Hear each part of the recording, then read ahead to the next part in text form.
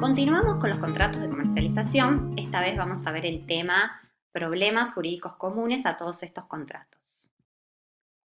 Ya con Miguel Araya solíamos distinguir que estos problemas pueden suscitarse en las relaciones internas entre las partes, concedente-concesionario, franquiciante-franquiciado, distribuidor-distribuida, agente, empresario principal, o bien en las relaciones externas frente a los terceros, que puede ser un trabajador, un cliente, etc.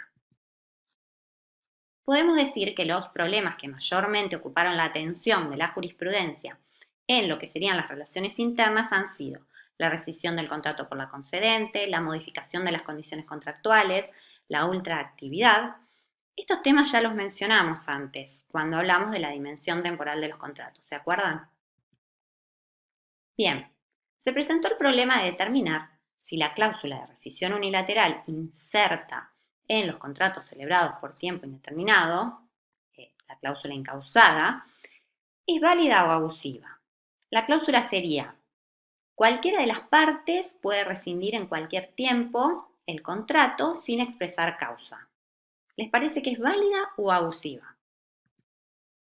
Bien, a partir del tradicional fallo del leading case Automóviles Saavedra contra Fiat Argentina, es un fallo de la Corte Suprema de Justicia de la Nación, estamos hablando del año 1988, es doctrina unánime que la cláusula no es abusiva en sí misma, incluso es un efecto lógico en este tipo de contratos, que no podrían durar indefinidamente. Se traslada la cuestión de la legitimidad o ilegitimidad al ejercicio de la cláusula, debiendo analizarse si el uso es abusivo o no. ¿Y qué se dispuso? Se dispuso que no haya ejercicio abusivo siempre que se respeten dos tiempos: un plazo razonable de duración del contrato, que permita de algún modo amortizar la inversión y poder obtener ganancias, y un plazo de preaviso, que le permita al concesionario o al distribuidor reacomodarse a la nueva situación. Toda la cuestión relativa al preaviso ha sido regulada en el código, en los distintos contratos, y lo vamos a ver más adelante. Un segundo problema, la modificación de las condiciones contractuales. Obviamente que aquí también tenemos que estar a lo que establece el código en cuanto a cláusulas abusivas para estos contratos. Simplemente me gustaría agregar de que, teniendo en cuenta la dimensión temporal de estos contratos, es lógico que el fabricante o importador pretenda ir introduciendo modificaciones o pretenda actualizar los criterios de comercialización respecto a sus distribuidores, siempre que sea para mantener la eficiencia en la venta y la buena imagen de la marca. Lo que no debe hacer es modificar las condiciones de una manera abusiva o antifuncional, por ejemplo, pretendiendo trasladar los riesgos del negocio de manera perjudicial a los distribuidores en caso de contextos económicos desfavorables. Otro problema que se ha presentado en las relaciones internas está relacionado a la ultraactividad. Esto es, en caso de continuación de la relación una vez vencido el plazo, ¿hay tácita reconducción?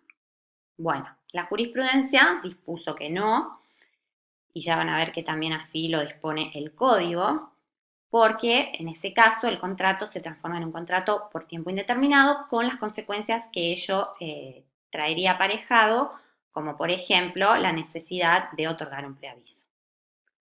Otro tema que podemos relacionar a este y que ha tratado la jurisprudencia es la renovación sucesiva de contratos con plazo.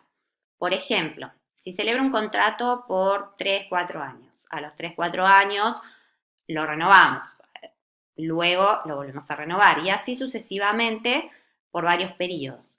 Llegado el último vencimiento, unos días antes, la concedente nos avisa que no va a renovar el contrato. ¿Les parece que es una conducta ajustada a derecho? Bueno, la jurisprudencia ha resuelto que no, entendiendo que en este caso se impone la necesidad de otorgar un preaviso para no frustrar las legítimas expectativas de las partes, como si se tratase de un contrato por tiempo indeterminado.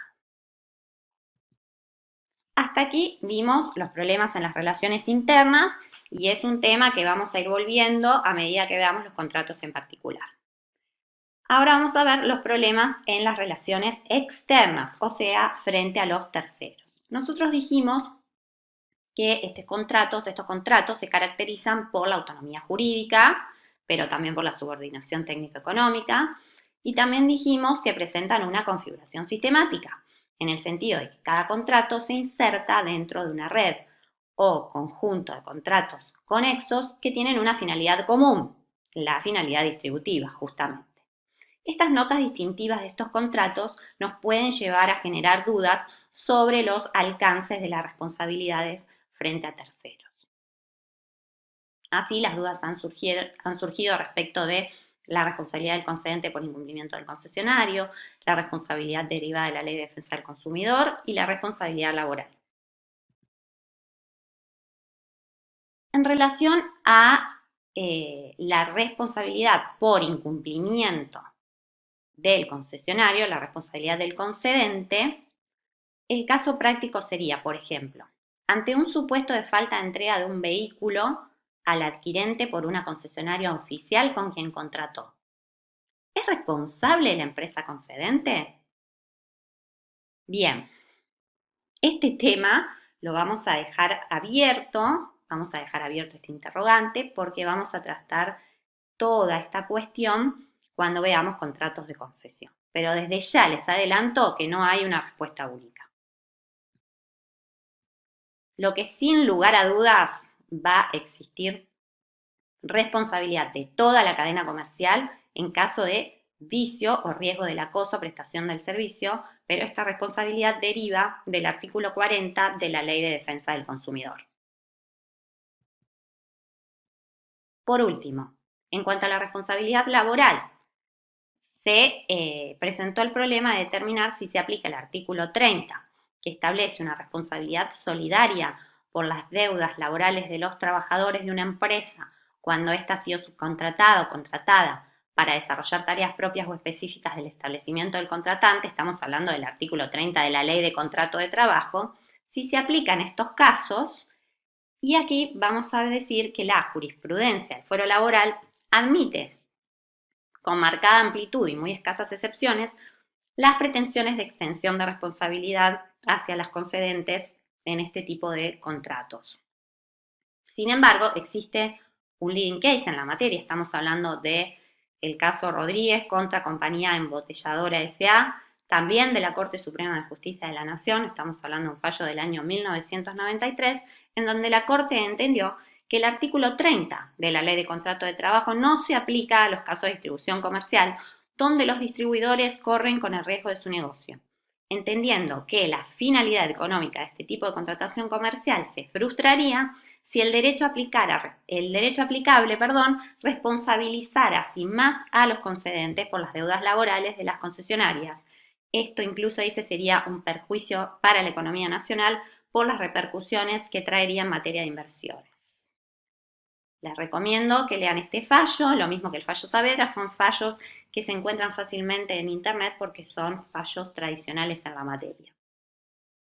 Bueno, hasta aquí podemos concluir y ver los problemas jurídicos comunes que mayormente ocuparon a la jurisprudencia. Vimos en las relaciones internas la cláusula de rescisión unilateral, la modificación de las condiciones contractuales y la ultraactividad. Y en las relaciones externas hablamos de la responsabilidad del concedente por incumplimiento del concesionario, de la responsabilidad que deriva del artículo 40 de la Ley de Defensa del Consumidor y de la responsabilidad laboral del artículo 30 de la Ley de Contrato de Trabajo. En los próximos videos vamos a estar viendo la regulación de cada contrato en particular.